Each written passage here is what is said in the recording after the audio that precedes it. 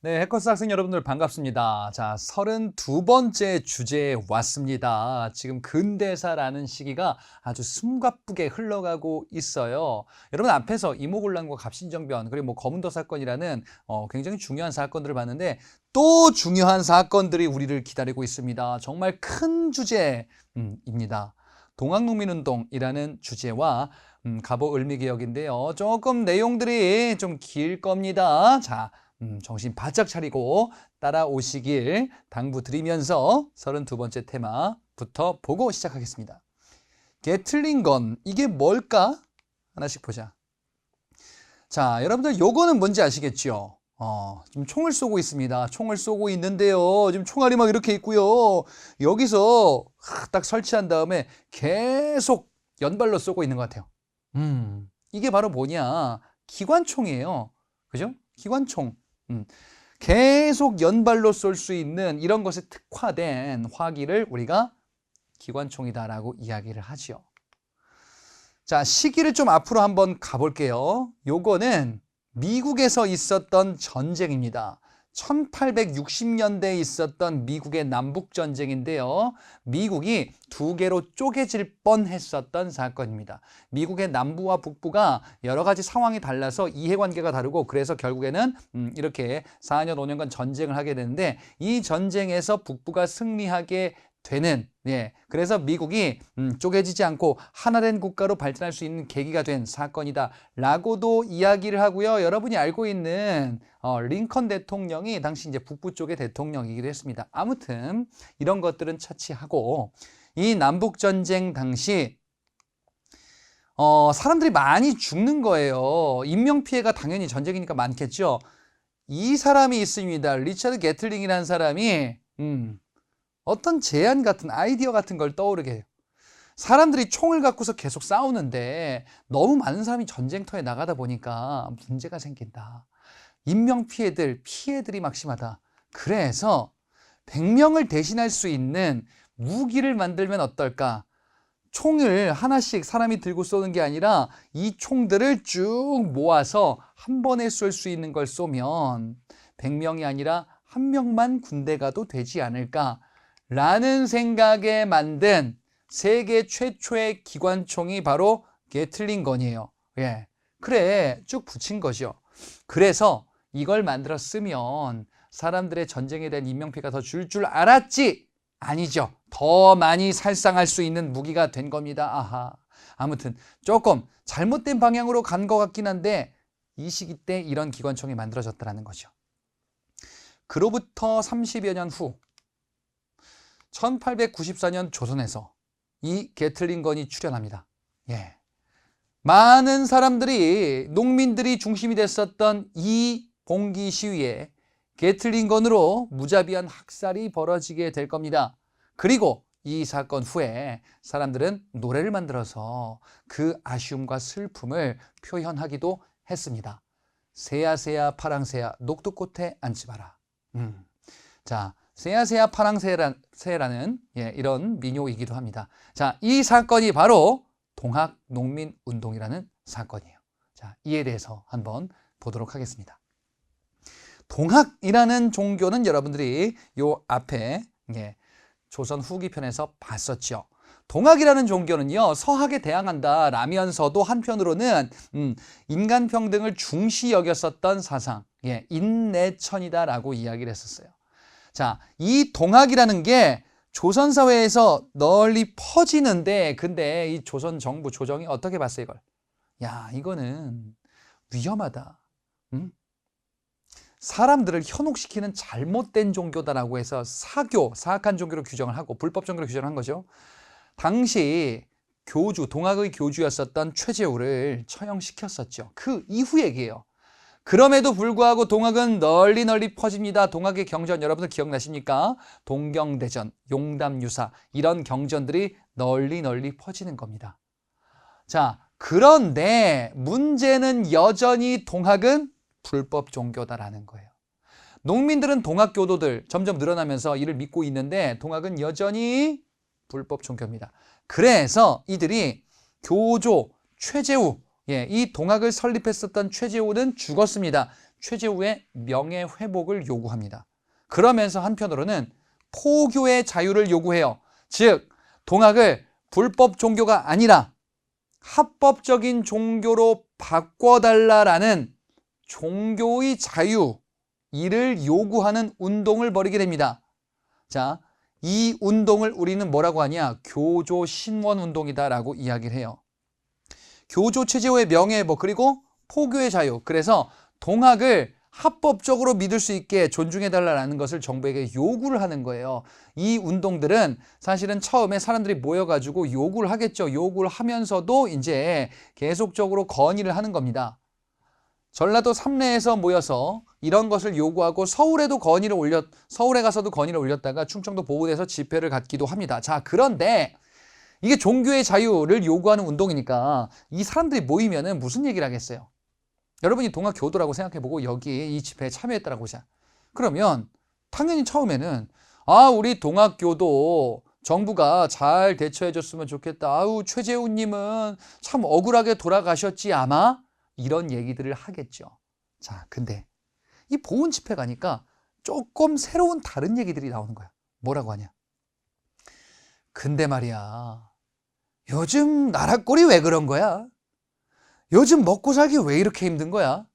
아이 저기 위에 그 양반 나으리들 아주 그냥 나라를 말아드시고 계신 것 같은데 저 일본 이 사람들 말이야, 일본인들이 우리나라를 잘못된 방향으로 막 수탈해 가는 것 같은데 아이고 이거 나라 큰일 나겠구만. 이런 운동들, 이런 요구들이 나오기 시작하는 거예요. 우리 사회와 정치를 걱정하면서 뭔가 바꿔야 된다라는 이런 인식을 표출하기 시작해요. 정치운동으로 바뀌는 거예요. 종교운동에서 출발했던 동학은 사실 농민 생활에 아주 밀접했었단 말이에요. 왜? 농민들이 주축이었기 때문에. 그러다 보니까 농민의 생활 문제 그리고 수탈당하는 여러 가지의 모습, 당시의 농민들의 생활은 세도정치 때랑 크게 달라지지 않았어요. 수탈의 모습이 만연했다라고도 봤었잖아요. 세도정치기 때. 그죠? 그래서 이런 모습들, 잘못된 모습들을 바꿔야 된다라는 정치개혁 요구들이 하나 둘씩 등장하기 시작합니다. 이게 바로 뭐다? 교조신원운동이다. 자, 번호를 매겨볼 거예요. 첫 번째, 두 번째, 세 번째, 네 번째 이렇게 있을 겁니다. 자, 동학과 관련된 건 사건들이 좀 많아요. 그래가지고 크게 한번 큰 빅픽처로 정리를 좀 하셔야 됩니다. 첫 번째 교조신원운동입니다. 두 번째로 갑니다. 이렇게 농민들의 불만이 점점 표출되는 이런 시기, 여기를 조금 지난 요 시점쯤에 이제 어떤 사건이 벌어집니다. 자, 결론부터 얘기하면 이 사건은 세도정치 시기 때의 밀란과 거의 같아요. 세도정치 시기 때 밀란이다라고 하면은 수탈하는 나쁜 관리가 있는 거고 수탈당하는 백성들이 난을 일으킨 거죠. 그와 똑같아요. 전라도 고부 지역에 조병갑이라는 사람이 있었습니다. 이 사람이 관리였었습니다. 자, 그런데 농민들을 너무 많이 수탈하는 거예요. 농민들의 불만이 점점 고조되고 있었습니다. 그래서 이 조병갑이 여기서 내가 수탈을 더하면 좋겠다라는 생각을 해요. 왜냐하면 이 지역이 좀 쏠쏠했던 곳이었거든요. 임기가 끝났는데 뇌물을 써가지고 일로 다시 왔어요. 이 조병갑이. 정말 농민들 입장에서는 치를 떨겠죠. 고부군수 조병갑이다라고 하면은 와 진짜 저 사람 언제 안 가나 이런 생각을 했을 겁니다. 조병갑은 생각을 합니다. 좀 더 수탈할 수 있는, 농민들의 고혈을 빼먹을 수 있는 방법이 뭐가 없을까? 아주 신박한 방법을 생각해냅니다. 만석보라는 저수지인데요. 저수지를 쌓게 해요. 이게 왜 신박하냐? 저수지를 쌓으면요, 이거 뭐 하는 용도입니까? 물을 가둬두는 용도잖아요, 저수지가. 그 물로 뭘 할 건데? 농사 지을 때 쓸 물로 쓰는 거예요. 이거 만드는데 사용료를 걷고 건립비를 걷고 그 다음에 이 물을 쓰게끔 하는데 사용료를 걷고 그러면 이건 나의 호주머니 두둑하게 차겠는걸? 이런 생각을 하겠죠. 그래, 농민들 입장에서는 정말 나쁜 사또인 거예요. 그래, 이런 모습이 나오자 이 고부 지역의 주민들이 동요하기 시작하는 거야. 이젠 못 참겠다. 그래서 고부 관할을 습격합니다. 이렇게 난이 벌어져요. 이 주도한 인물이 전봉준이라는 사람이고요. 이 난을 고부밀란이다라고 이야기를 합니다. 이 고부밀란을 2번이라고 붙여볼게요. 자, 1번은 교조신운동, 그 다음에 2번 고부밀란이라는 사건이 벌어진 겁니다. 전봉준이 사발 통문을 돌려서 사람들을 모은 거예요. 사발을 엎고서 거기다가 주변에다 글을 쓴 거예요. 그러면서 농민들을 이끌고 고부 관할을 습격합니다. 그도 그럴 것이 이런 불만들이 계속 있었던 거죠. 자, 근데 전봉준의 정체가 뭐냐? 동학의 접주예요. 접주는 일종의 지부장격이라고 보시면 돼요. 동학의 간부 직책, 그러니까 농민들의 밀란과 동학의 운동이 같이 가고 있는 겁니다, 지금. 그래서 동학 농민 운동이 되는 거예요. 자, 그러면 이렇게 해가지고 만석법 파괴했습니다. 고부관할 습격했어요. 그러면 그 다음에 어떻게 되는 거예요? 정부 관공서가 습격당했죠. 밀란이 벌어졌죠. 그러면 어떻게? 이전의 세도정치 때처럼 정부가 이걸 조사하는 사람이 나오는 거예요. 안핵사가 나오는 겁니다. 이 사태 수습을 위해서 안핵사 이용태라는 사람이 파견돼요. 자, 그럼 이 사람이 뭘 하는 거냐면요. 여러분이 안핵사라는 직책을 달고 이 고부 지역으로 왔다라고 하면 뭘 해야 돼요? 여러분이 이제 여기 공무원이야, 여기 책임자야. 정부가 야 가가지고 조사해 해가지고 갔어. 그러면은 가면서 가서 뭐 해야지 생각을 할 거야. 밀란이 벌어졌으니까 농민들의 불만이 뭐고 여기에 잘못된 탐관오리가 없는지, 잘못된 관행들이 없는지, 피해받은 사람들이 없는 건지 진상조사를 해야죠. 그렇죠? 이 안핵사 이용태는 그걸 해야 됐어. 그런데 뭘 하냐? 내 듣자 하니 이곳에 동학 교도들이 있다고 들었는데. 아, 맞습니다, 나으리. 이 동학 무리들을 잡아들이는 것이 급선무겠구만. 동학은 당시 정부의 불법 종교로 여전히 지정되어 있었어요. 이 안핵사 이용태는 동학을 탄압하는 거예요. 그럼 동학을 탄압하면 다 농민들이잖아요. 그 난을 일으켰던 사람들이잖아. 그렇지? 그럼 농민들 입장에, 여러분 이제 이번에 농민이에요. 그러면 이 안핵사 이용태가 동학을 탄압한대. 내가 잡혀가네?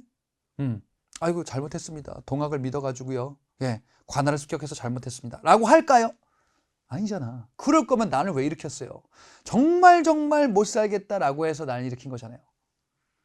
그래서 이 안핵사 이용태의 조치는 이를 제가 키워볼게요. 이를 이렇게 키우고 있어요. 자, 동학의 지금 모습은요. 일이 점점 커질 거야. 일이 수습이 되는 게 아니라 일이 점점 커질 겁니다. 안핵사 이용태의 조치도 이랬어요. 그래서 기존의 고부밀란이 수습되는 게 아니라 오히려 더 커지게 될 겁니다. 자, 전봉준 등이 이제 백산에서 더 큰 그 집회를 개최하면서 농민들을 더 모으게 됩니다. 요게 백산봉기고요. 1차 봉기의 시작이에요. 자, 1차 봉기를 3번이라고 할게요. 3번이 당분간 쭉 이어질 겁니다. 자, 전봉준 등이 이제 동학이 본격적인 더 큰 행동을 하는 거예요. 어떤 행동을 하냐? 주변 지역을 쳐들어가서 점령하는 거예요. 보국 안민, 국가를 보호하고 백성을 편안하게 한다. 이게 보국 안민이라는 뜻입니다.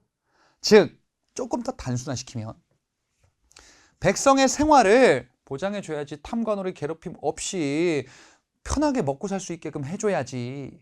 국내 개혁, 보국.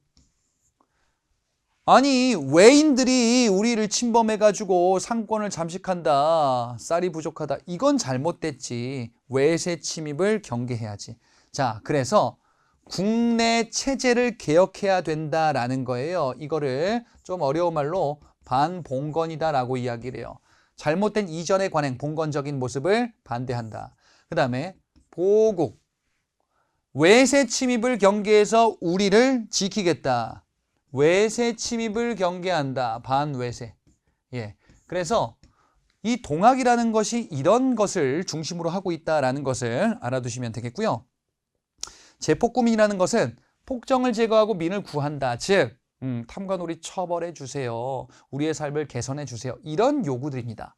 자, 이러면서 더 크게 봉기한 거예요. 이제 고부 밀란, 이 고부 지역을 넘어서 다른 곳으로 가는 요게 이제 3번인 1차 봉기의 모습으로 쭉 이어지는 거야, 지금. 계속 3번이에요, 이제 1차 봉기.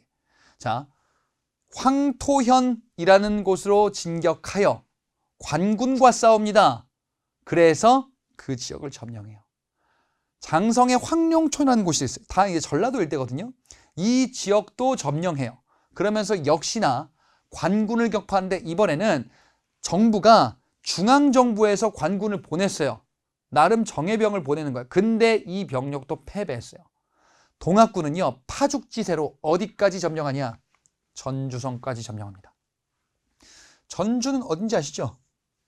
비빔밥이 유명한 그 전주. 한옥마을이 유명한 그 전주. 예, 맛의 고을 전주. 자, 농민들이 전주성을 점령했습니다. 이 소식을 들은 조선정부. 쇼킹. 왜냐? 여러분, 조선을 세운 사람이 누구예요? 이성계죠. 조선의 왕들의 성은 뭐예요, 그러면? 이시죠. 어디 이신 줄 아세요? 전주 이시예요. 조선 왕실의 본관이에요. 예. 여기가 동학 농민들에게 점령당했어요. 충격적인 일이에요. 조선 정부 입장에서는. 게다가 이 전주라는 곳은요, 당시 전라도의 핵심 대도시 지역 중에 하나예요. 이것을 농민들에게 빼앗겼다? 근데 정부가 연달아 패했어요. 방법이 없어. 정부 입장에서. 노답이야. 방법은 있지. 자, 여러분이 정부라면 이거 어떻게 해야 돼요? 이를 키우지 않고 이를 수습하려면 어떻게 해야 돼? 방법이 있어요. 뭐? 농민들과 대화를 하면 돼요. 뭐가 불만인지, 뭐가 문제가 있었는지, 그치? 이 정치를 운영한다는 위정자라는 사람들은 이런 게 필요해요. 뭐?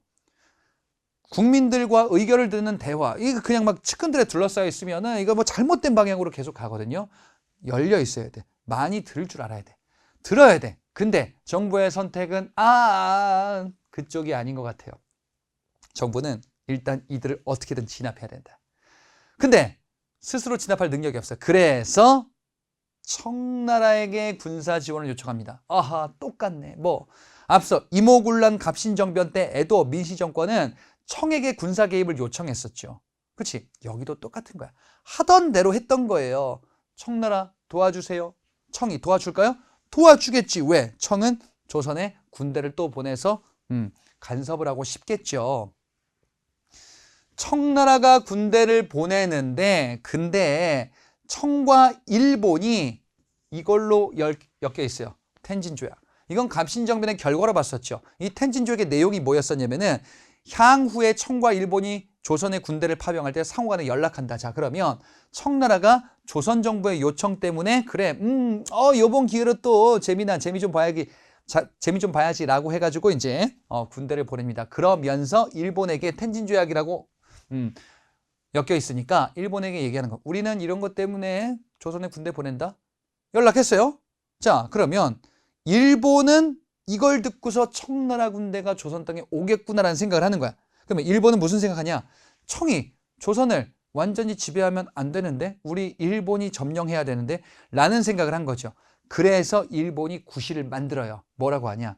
조선에 위급한 상황이 들어서 조선 내 일본인들을 우리가 보호해야 된다 라는 명목으로 군대를 보냅니다. 결국 일본 군대도 왔네요.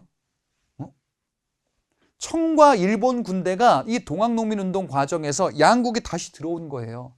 뭐 하겠어요? 이들은 조선 땅을 점령하려고 오겠죠, 아마도. 문제가 좀 심각해졌어요. 이 소식을 동학농민군이 듣게 돼요. 큰일 났다.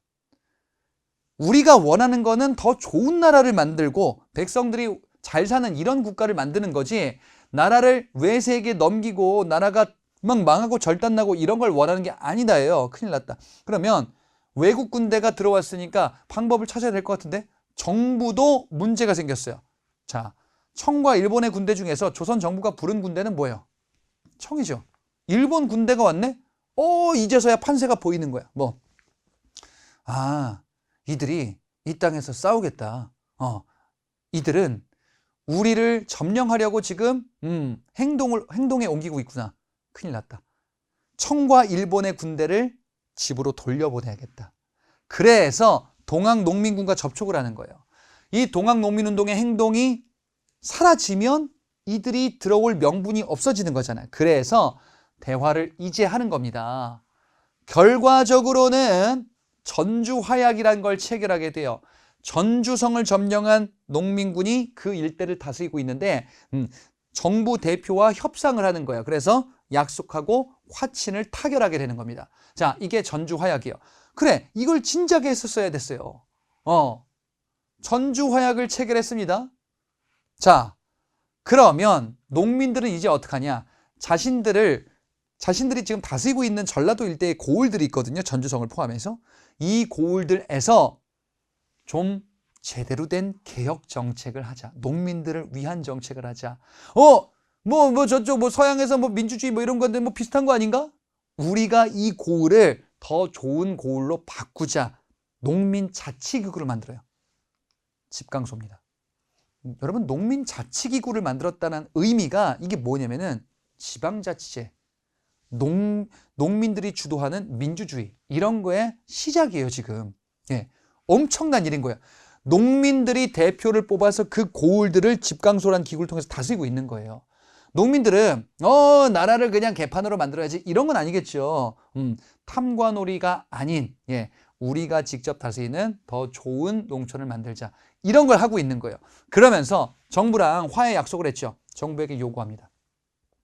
이런 나라를 만들어주세요. 이런 개혁을 해주세요. 그 요구가 패정개혁안 12개조예요. 농민들의 요구사항이에요. 제대로 된 국가를 만들자라는 건의문이죠. 자, 어떤 주장을 하는지를 볼게요. 이거 동학농민군의 주장이에요. 농민들은 농민이에요. 농촌에서 농사를 짓는, 그러면서 생계를 유지하는 사람이에요. 그럼 뭐가 있어야 돼? 땅이 있어야 돼요. 근데 땅이 없습니다. 다 일반 양반 권세가들이 가지고 있고 농민들은 남의 땅 빌려 경작하는 소작농들이 많았어요. 그래서 땅을 좀 달라. 소작농이다 보니까 너무 수탈당한다. 토지의 균등한 분배를 요구합니다. 토지 좀 주세요, 제발. 내 땅, 내 농사 지을 땅은 있어야지. 농사 안 지는 사람들이 다 독점하고 있으니까 지금 문제가 생기지 않습니까? 이걸 요구하는 거예요. 그러면서 탐관오리 징벌을 요구합니다. 앞서 조병갑과 같은 이런 사람들 처벌해달라. 이건 너무나 자연스러운 요구죠. 한편으로 또 체제 개혁을 요구하는데 신분제 철폐를 요구합니다. 신분제도 자체를 없애자. 노비 문서를 불태워버리자. 좀 더 평등한 사회로 나가자. 왜? 동학 농민운동이잖아요. 동학이 뭐예요? 인내천, 사람이고 하늘 모두가 평등. 이런 국가를 만들자라는 과감한 건의도 하는 거예요. 그러면서 평등한 대우를 하자. 과부의 재가도 허용하자. 남편이 죽었다고 과부가 계속 재혼도 못해. 그러면은 극빈층이거든요. 여성이 생산활동 하기에 불리한 시대다 보니까. 이런 것들, 이전에 잘못된 관행들, 우리의 전근대적인 이전의 악습들, 이런 것들을 없애자라는 건의를 하기도 하는 겁니다. 그러면서 한편으로는 토지 분배를 핵심으로 신분제 철폐와 같은 체제의 개혁을 요구하는 겁니다. 근대 국가와 지금 밀접하게 접목이 되고 있는 거예요. 민주주의와 관련이 있잖아요, 지금. 그죠? 그리고 정부는요, 농민의 요구를 무시할 수가 없어요. 자, 농민들은 자치기구 집강소 만들었죠. 정부도 농민들의 요구를 받아들여서 뭔가를 해야 돼요. 그래서 만든 게 교정청이란 거예요. 자, 이 모습은 아름답지 않습니까? 농민의 요구가 있고 정부의 수용이 있고 그래서 손을 잡고 더 좋은 국가를 만들고 개혁하자 라는 단계로 가고 있는 거예요. 근데 뭔가를 정리해야 돼요. 청과 일본의 군대가 가야 돼요. 자, 일본의 군대가 놀랍게도 어디로 들어오냐? 인천항으로 들어와요. 청의 군대는 아산만으로 들어오거든요. 자, 청의 군대는 동학농민군을 진압하러 왔었던 거예요. 정부의 요청에 따라서. 근데 이제 청 가야죠. 근데 일본의 군대가 인천으로 와요. 인천으로 와서 어디로 오냐? 경복궁으로 옵니다. 정부 입장에서는 일본군에게 요구를 해야 돼요. 지금 이제 전주화약 체결됐어. 그러니까 청 일본 군대 다 나가세요. 요거 지금 요구하고 있는 거야. 일본이 군대를 끌고 경복궁 앞으로 왔습니다. 그래서 쳐들어왔어요. 경복궁을 점령합니다. 왜? 일본은 파견한 목적이 조선에 대해서 이제 영향력을 우리가 행사하겠다. 청이 아니라 이걸 행동으로 옮긴 거예요. 그리고 일본은 병력을 상당수를 저기 서해바다 쪽으로 보낼 겁니다. 청나라 군함을 향해서 기습 공격을 해요. 청일전쟁이에요. 자, 그러면 일본군은 경복궁을 점령해서 우리를 멱살 잡아 놓은 거예요. 내정 간섭하겠다. 그러면서 청을 공격한 거야. 청일전쟁. 의도가 이제 전면에 수면 위로 드러났죠. 일본은 우리를 점령하고 경쟁자인 청을 제거하려는 행동에 옮겼구나. 이게 동학농민운동 중에 벌어진 거예요. 이게 바로 전주화약 체결 시기에 벌어진 일이에요.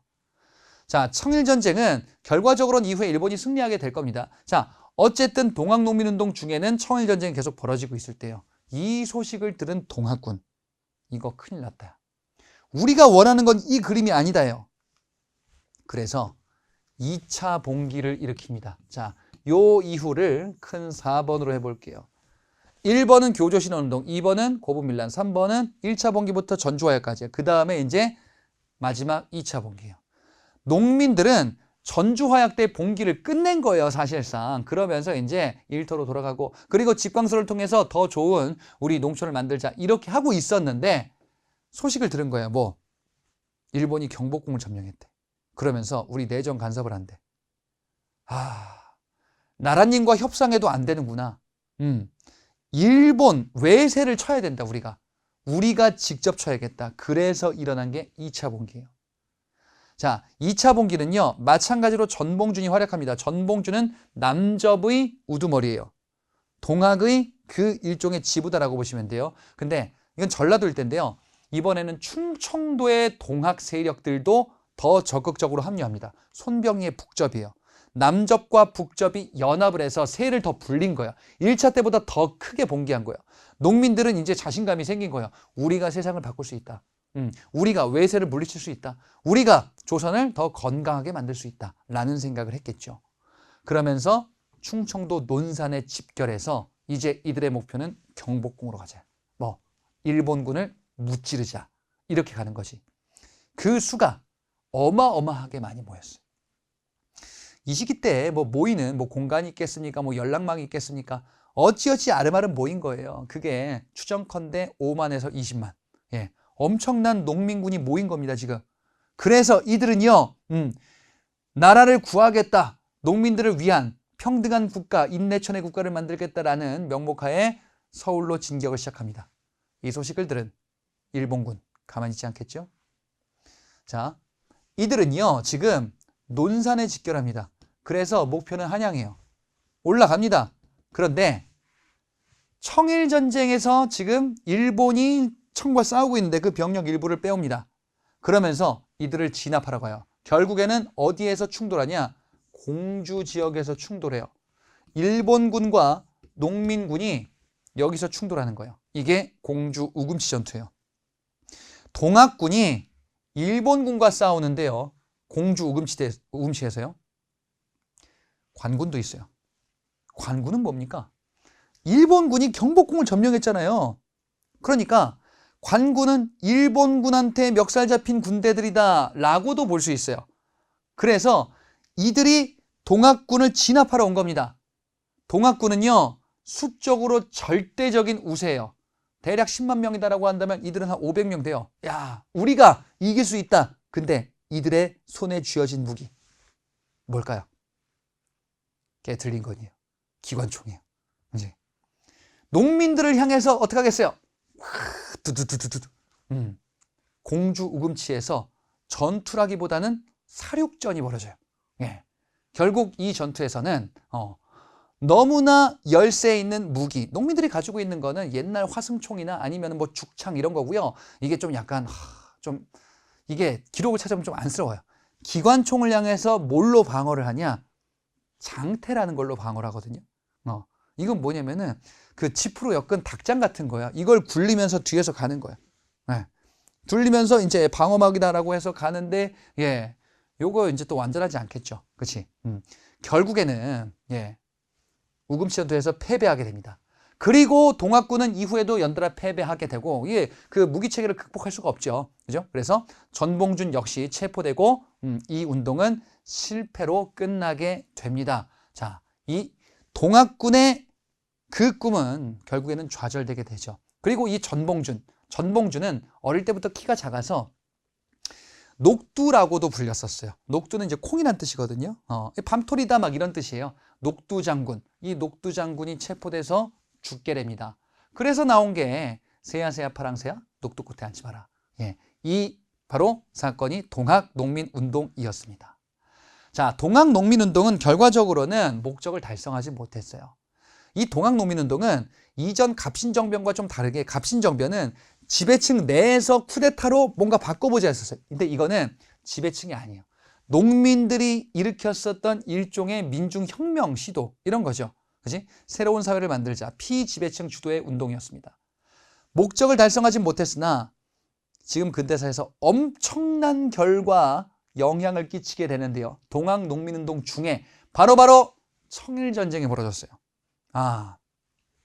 청과 일본의 야심을 여기서 확인한 거예요. 그리고 행동에 옮겼구나. 일본은 결국 청을 공격하면서 양국이 전쟁을 했구나. 그리고요, 동학농민운동 중에 앞서 전주화약 체결 시기 그리고 집강소가 운영됐던 그 잠깐의 찰나의 따뜻한 봄, 농민들 입장에서는 이때 요구가 있었죠. 폐정개혁안 12개조. 이 폐정개혁안 12개조, 이 내용 중에 일부가 뒤에 나오는 갑오개혁에 반영이 될 겁니다. 그래서 실제로 정책이 이런 게 치러져요. 신분제가 폐지될 겁니다. 예, 사회개혁에 영향을 주었구나 라고 보시면 되겠습니다. 동학농민운동 세력은 상당수가 와해됐겠죠. 지도부는 이제 죽게 되겠고, 그리고 하지만 이후에 이제 활빈당이라고 불리는 이런 투쟁단체로 이어지기도 합니다. 자, 그러면 갑오개혁, 을미개혁 이런 사건을 한번 보도록 할게요. 자, 시기를 조금 앞으로 가서 전주화약 체결 시기로 한번 가보자. 동학농민운동은 이렇게 정리했었죠. 1차 교조신원운동 1번, 그 다음에 2번에 고부밀란, 3번에 1차 봉기, 4번에 2차 봉기 이렇게 4개로 정리를 해보는 거예요. 이게 순서가 되는 거예요. 자, 근데 전주화약이면 어디예요? 1차 봉기 시기에 전주화약으로 끝났죠. 그 전주화약 때 농민들이 만든 집강소 그리고 정부가 만든 교정청이 있었죠. 농민들의 요구를 받아들여서 뭔가 개혁을 하겠다라는 거였었습니다. 그런데 정부가 뭔가 하려고 했는데 좀 있다가 일본군이 경복궁으로 쳐들어왔네요. 그래 점령당했죠. 그러면은 정부가 교정청으로 이거를 뭔가를 못해요. 일본이 뭔가 간섭할 거예요. 일본이 간섭하면서 추진되는 개혁이 이거예요. 자, 일본이 누구를 안 치냐? 또 놀랍게도 흥선대원군이 또 와요. 흥선대원군은 개혁, 근대개혁을 좋아하는 사람이 아니에요. 그런데 권력을 쥐고 싶은 거예요. 어떻게든 아들에게 넘겼었던 권력을 다시금 찾아와야 돼 라는 생각으로 일본과 손을 잠깐 잡아요. 아, 이분 약간 이제 은퇴하셔야 될 나이가 됐어요. 지금 하는 거 보니까. 그리고 김홍집 내각이 수립되는데요. 당시의 영의정, 즉 신하들 중에 가장 우두머리가 김홍집이거든요. 김홍집이 총재를 맡고요.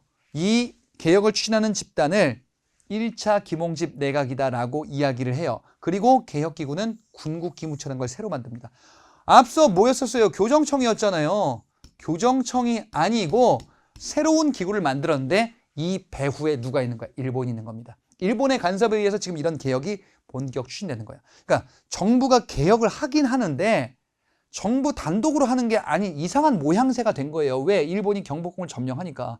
이거에 대한 불만을 갖고서 농민들이 이거 아니다. 일본에 의해서 추진되는 개혁이 아니라 우리에 의해서 추진되는 개혁으로 우리가 전주화약 맺은 거다라고 해서 경복궁으로 진격하는데 결국에는 공주 우금시전투에서 죽게 되는 그런 모습으로 이어지겠죠. 아무튼 군국기무처라는 기구를 통해서 정부가 개혁을 진짜로 하는 겁니다. 이제 내용을 보겠습니다. 지금 이 내용은요, 1차 갑오개혁이요. 그죠? 요 내용을 바탕으로 지금 추진되는 이 개혁이 뭐다? 1차 갑오개혁입니다. 1차가 있는 거 보니까 2차가 있는 것 같아요. 2차는 뒤에서 볼 겁니다. 자, 이 1차 갑오개혁은요.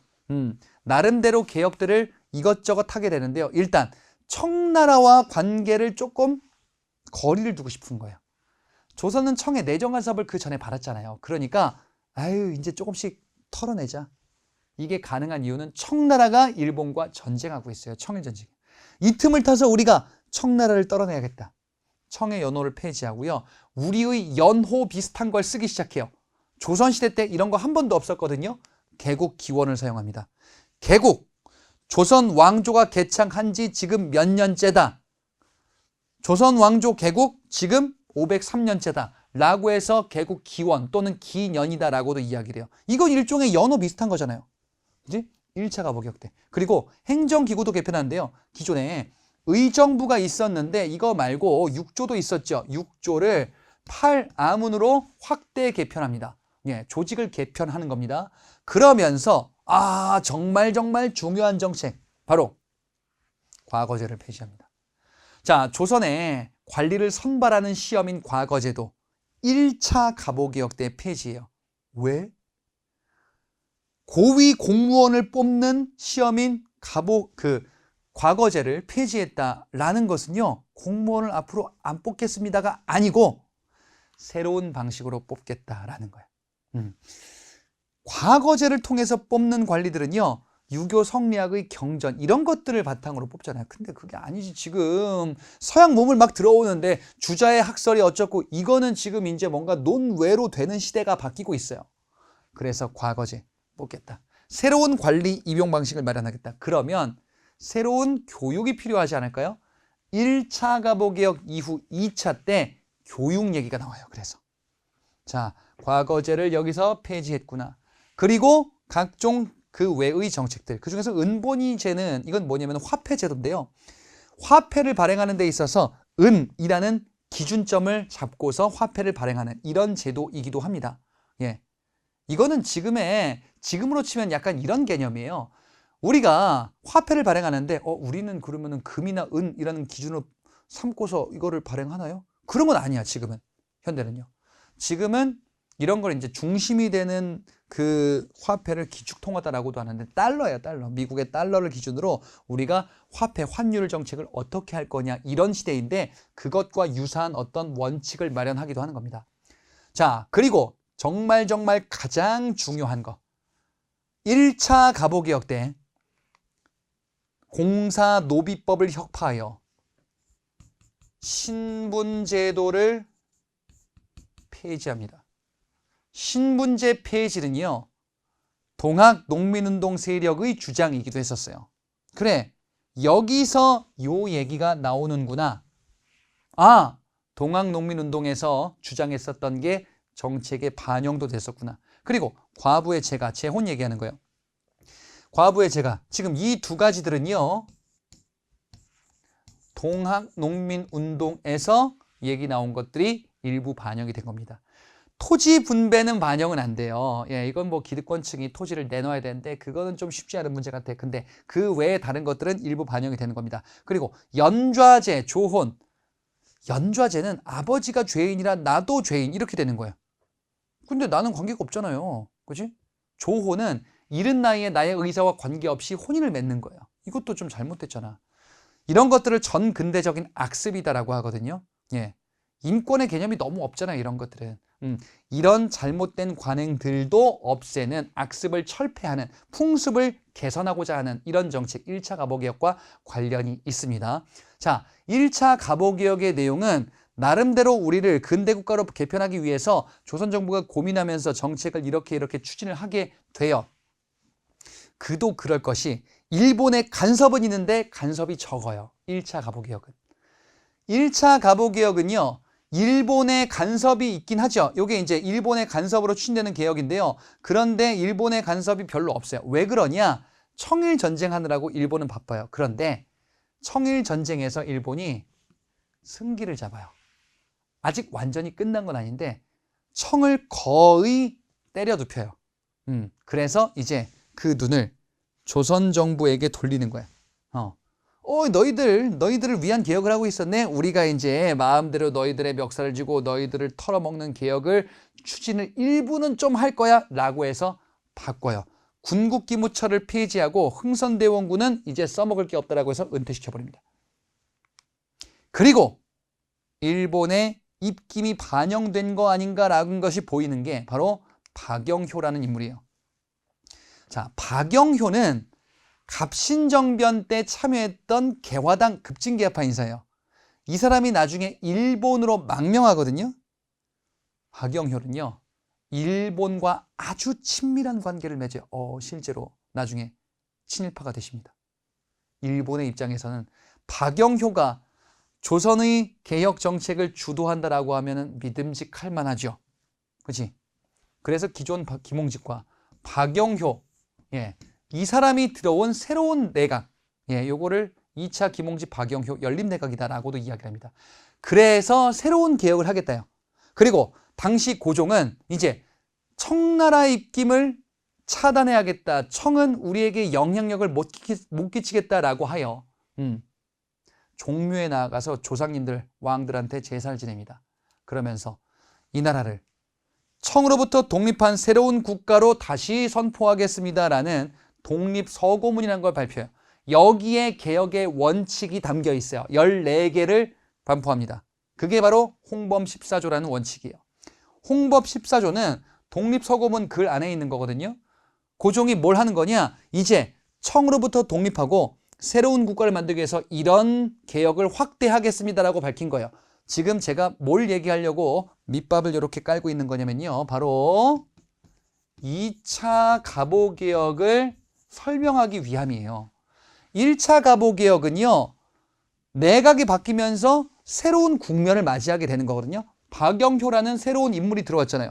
그리고 일본의 입김이 좀 강해지면서 한편으로는 홍범 14조를 반포한 거야. 그래서 홍범 14조는요, 2차 갑오개혁의 방향성을 보여주는 글입니다. 그래서 홍범 14조를 바탕으로 이제 이런 개혁을 추진하는 겁니다.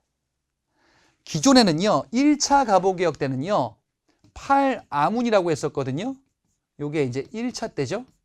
근데 요거를 개편합니다. 7부로 개편해요. 그리고 의정부를 내각이라는 칭호로 바꿔요. 조직을 이렇게 개편하는 겁니다. 1차와 2차가 다른 겁니다. 그리고 중앙정부 조직뿐 아니라 지방행정도 개편합니다. 지방행정은요, 조선은 원래 8도였죠. 그렇지? 이거 기억나죠? 고려는 5도 양계, 조선은 8도. 그렇지? 8도에서 바꿉니다. 조금 복잡하게 바꾸는데 23부로 개편해요. 지방행정을 이렇게 개편한 거예요. 아하, 중앙도 개편하고 지방도 하네요. 그래서 2차예요. 군대도 일부 개편하고요. 교육제도를 드디어 마련합니다. 교육. 앞서 과거 시험을 폐지했죠. 새로운 과거 시험을 대체할 수 있는 교육, 인재가 필요하다라고 하여 앞으로 우리는 이런 교육을 시행할 거야. 서구식 교육하겠죠. 자, 교육 입국조서. 교육 입국조서는요, 앞으로 이런 개혁을 하겠다라는 원칙입니다. 과거 제가 폐지했으니까 이런 원칙이 나오겠구나. 선생님을 뽑아야겠죠. 사범학교를 설치하고 이후에 이제 소학교 이런 것들 만들어질 거예요. 재판소, 사법권 자체를 처음으로 독립시킵니다. 사법권은요, 옛날에는 사또의 권한 중에 하나였어요. 즉 행정권의 일부. 지금으로 치면은 판사 역할을 누가 하는 거냐? 구청장 이런 사람들이 하는 거예요. 시장이나 이런 사람들이 하는 거예요. 근데 법원이 따로 있잖아요. 오늘날 법원 조직과 유사한 재판소라는 것을 만들어요. 행정권이 사법권에서 분리된 최초의 시점이 바로 2차 갑오개혁. 우리가 지금 얘기하는 이 페이지가 2차 갑오개혁 시기에 해당한다 라고 보시면 되겠고, 1차와 2차를 구분해야 되겠죠. 자, 이렇게 갑오개혁이 쭉 시행이 됐는데 그 과정에서 청일전쟁이 끝납니다. 청일전쟁에서 일본이 승리해요. 일본이 이때 떠오르는 국가였었어요. 서양의 문물을 아주 적극적으로 수용해서 아시아의 최대 강대국인 청을 때려눕힌 거예요. 그래서 일본은 청으로부터 두 땅을 받아요. 요동반도, 타이완섬 이런 데를 뺏어요. 더 뺏을 수 있었는데 여기까지만 우리가 참는 거야 라고 해가지고 조약을 체결합니다. 이게 시모노세키 조약이요. 청관리들을 시모노세키라는 일본의 도시로 부른 거예요. 그래가지고 중국 별거 아니네. 사인해. 우리 요동반도 가져간다. 랴오뚱반도라고도 하는 이 지역을 획득합니다. 그래서 일본은 이제 청나라도 지배할 수 있겠다라는 생각으로 희망회로를 돌리는 거예요. 이 모습을 봤었던 러시아가 움직입니다. 자, 조선을 둘러싸고 청과 일본이 대립하고 있었고요. 러시아도 관심이 있었는데 조금 기다리고 있었죠. 이때 움직여야겠다. 보니까 일본이 동아시아 일대에서 세력이 너무 빠르게 커지고 있는 느낌이에요. 러시아가 이 생각을 하는 것이 이쯤 되면 한 번쯤 눌러줘야겠다. 러시아가요, 독일과 프랑스, 서양 국가들을 설득해요. 아시아 지역에서 일본이라는 국가가 지금 이렇게 막 떠오르고 있는데 요쯤에 눌러주지 않으면 우리가 차지할 게 줄어들어. 듣고 보니 맞는 것 같아. 그래서 독일과 프랑스가 러시아와 일단 이해관계를 같이 하게 돼요. 이 러시아가 일본에게 얘기합니다. 일본아, 누구니 넌? 나 러시아. 그렇구나. 너 일본아, 얼마 전에 청으로부터 요동반도 뺏었다고 들었는데 그렇게 됐어. 그 요동반도 다시 돌려줘야 할 것 같아. 그게 무슨 말이니? 이유는 알 거 없고 요동반도를 돌려주지 않으면 우리 셋이랑 전쟁하자. 뭐라고 했으니까 이게 삼국 간섭이에요. 러시아가 일본을 강하게 압박한 거예요. 지금 당장 이전 전쟁 승리 이전으로 돌아가지 않으면은 우리랑 전쟁하자. 예, 이게 삼국 간섭이에요. 일본은 딱 보니까 자, 일본은 청일 전쟁에서 승리해가지고 전국이 축제 분위기겠죠. 근데 러시아가 갑자기 와가지고 다시 토해내래. 근데 여기서 거절하면은 이들과 전쟁해야 돼. 일본이 계산해 보겠죠. 근데 러시아랑 이길 수가 없어. 안 되겠다. 그래서 일본이 요동반도를 토해내요. 그리고 일본의 지위, 입김이 동아시아 일대에서 낮아지겠죠. 이거는 조선 정부에게도 다행이다 싶은 거예요. 자, 조선은 청에게 의존적이었다가 일본에게 지금 막 앞에 경복궁 점령당하고 큰일 나게 생겼다. 일본이 금방 우리 점령하겠네? 라고 했는데 갑자기 일본 세력이 쭉 약화됐어요.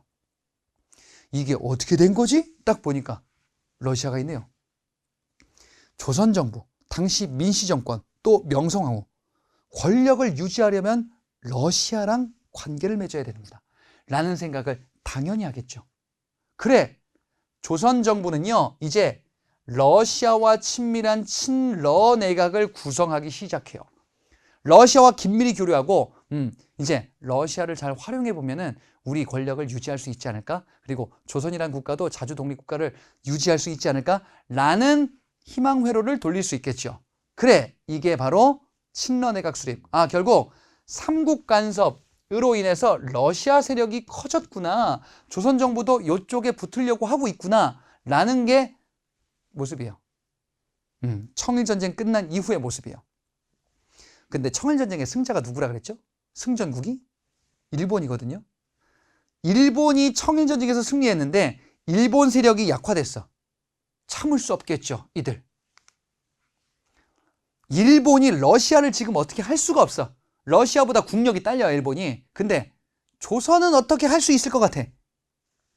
조선 딱 보니까 친러 정책 쓰고 있어요. 러시아랑 친하게 지내자. 일본이 생각하는 거죠. 이러다가 큰일 나겠다. 우리 일본이 차지할 수 있는 게 없어진다. 저 조선 정부에게 강력한 경고장을 날려야 되겠다. 친러 정책의 핵심 최정점 명성황후. 명성황후를 제거하는, 시해하는 엄청난 만행을 일으킵니다. 예, 경복궁에 일본 낭인들을 푼 거예요. 그래가지고 이제 죽인 거죠. 이게 을미사변이에요. 예, 을미사변으로 결국에는 명성황후가 죽게 되고요. 그리고 중단됐던 개혁을 다시 시행합니다. 이때는 친일 내각입니다. 을미사변으로 이제 바뀐 거예요. 친러 내각에서 어떻게 조선이 일본 눈치를 볼 수밖에 없어졌어요. 잘못하다가 죽겠어요. 지금 왕비가 죽었다. 큰일 났. 일본의 입장을 따르는 모양새를 취해야지 이거 왕이 안 죽겠다라고 이제 눈치를 보기 시작할 수밖에 없잖아. 그래서 기존의 갑오개혁을 다시 시행하는데 해가 1894년에서 1895년으로 바뀌어요. 그래가지고 이제 을미개혁이다라고 부릅니다. 갑오년이 아니라. 을미개혁은 사실상 3차 갑오개혁이에요. 자, 내용을 볼게요. 이제 대놓고 연호를 씁니다. 그 전에는 개국이라는 기원 또는 기년이라고 했었죠. 우리는 연호라기보다는 그냥 개국한 지 한 503년 됐다고 이거였었어요. 근데 이제 연호를 씁니다. 왜? 청나라는 이미 앞서 청일전쟁에서 패배했잖아요. 일본 중심이었는데 이제 러시아와 대립하고 있는 이런 모습이잖아요. 청은 우리가 신경 쓸 게 아예 아닌 게 되는 거예요, 이제. 그러니까 연호를 씁니다. 자, 건양이라는 연호를 씁니다. 자, 근데 건양에는 언어의 비밀이 있습니다. 건양은 양력을 세운다라는 뜻이에요. 양력을 건설한다. 양력이 우리가 알고 있는 그 양력이에요. 뭐? 양력, 달력, 음력, 달력. 태양력을 채택합니다. 이거 같은 말이에요. 태양력. 그 전에는 음력이었던 거예요. 음력 달력에서 양력 달력으로 바뀝니다. 우리 설날이 1월 1일인데 음력 1월 1일이니까 보통 이제 한 1월 말 2월 막 이때 이제 보통 설이 있잖아요. 그래? 그 얘기예요. 달력이 바뀐다. 양력을 시행한다라는 뜻입니다. 그리고 군대, 친위대와 진위대라는 군대를 새롭게 개편합니다. 그래, 우리도 뭔가 좀 제대로 된 군대를 양성해야 될 것 같아. 지금 이런 사단이 난 거 보니까. 그리고요, 정말 중요한 정책, 단발령. 자, 앞서 1차 갑오개혁 때 여러 가지 악습들을 철폐한다고 그랬죠. 근데 서구의 문물을 받아들이는 데 있어서 가장 핵심적인 거는 우리가 서양인들처럼 뭔가를 바꾸면은 서양 문물에 친숙할 수 있을 것 같아. 그래서 보니까 우리는 전통적으로 남자들은 상투를 틀고 있네. 상투를 잘라서 서구식 머리 모양으로 바꾸자. 단발령이에요. 당시 왕 고종부터 상투를 자릅니다. 그리고 이제 서구식 모양으로 바뀌기 위한 이거를 강압적으로 하는 거예요. 단발령. 이게 을미개혁입니다. 을미개혁의 내용을 본 겁니다. 자, 근데 단발령이 문제입니다. 갑자기 정부가 명령을 내리는 거예요. 뭐 상투를 잘라라. 이랬더니 반발이 있겠죠. 오랫동안 길러왔었던 내 머리. 그리고 부모에게 받은 머리는 소중히 하라라는 이전에 있었던 유교의 가치관. 있을 수 없다. 의병이 나옵니다. 이에 대해서 반발하는 을미사변과 단발령이라는 이 사건. 민심이 흉흉했죠. 명성황후가 죽었잖아요. 배후에 일본이 있다. 단발령, 상투를 자르래. 배후에 일본이 있다. 우리가 처부수자, 의병이 나옵니다. 요 의병 얘기는 저 뒤에 편에서 다시 좀 자세하게 볼 겁니다. 여기서는 이런 사건이 있었구나 정도로 보시면 돼요. 자, 지금 그래서 이런 형국입니다. 러시아와 일본의 세력 다툼이요, 이제. 청은 아웃. 러시아와 일본의 세력 다툼에서 을미사변으로 일본이 세력 일부를 만회한 거예요. 그런데 이때 왕 고종의 입장에서는 왕비가 죽었잖아요. 슬픈 것 여부를 떠나서 자기도 무섭잖아. 여러분, 앞에 을미사변은 일본이 얘기하는 거예요. 뭐 자꾸 러시아한테 그렇게 대놓고 붙으면은 왕도 죽인다. 이게 을미사변이에요. 그럼 고종의 입장에서는 무섭네. 그래서 도망갑니다. 러시아 공사관으로 도망가요. 고종이. 외국의 공사관은 사실상 그 외국의 힘이 미치는 지역이거든요. 그러니까 러시아 공사관으로 피신했다는 것은 일본이 이 고종을 어떻게 건드릴 수가 없다라는 거예요. 그래, 고종이 신변의 위협을 느껴서 결국 러시아 공사관으로 옮기는 겁니다. 러시아 공사관. 러시아는 옛날에 아라사라고도 불렸거든요. 러시아라는 뜻이에요. 공사관. 파천은 왕이 머무는 곳을 옮기는 걸 파천이다라고 이야기를 합니다. 그러니까 러시아 공사관으로 왕이 도망갔다 그 얘기예요. 그러네. 그럼 어떻게 되는 거예요? 일본의 입김이 만회되었다가 을미사변으로 결국에는 다시 줄어들겠죠. 그렇지? 근데 누구의 입김이 세져요? 러시아의 입김이 세지지 않을까? 친러 내각으로 바뀌는 거예요, 또. 이렇게 왔다 갔다 하고 있습니다. 조선정부 입장에서는 어떻게든 나라를 지키고 고종의 입장에서는 어떻게든 살아남아야 되는데 나름대로 방법은 찾는데 쉽지가 않죠. 게다가 일국의 왕이 타국의 공사관으로 피신했다라는 거는 멍멍이 망신이에요. 얼마나 주권이 지금 무너져 있고 왕이 지금 이렇게 허약하면 이런 지경의 모습이 나올까라는 이런 큰 모습, 잘못된 모습이다라고 볼 수 있죠.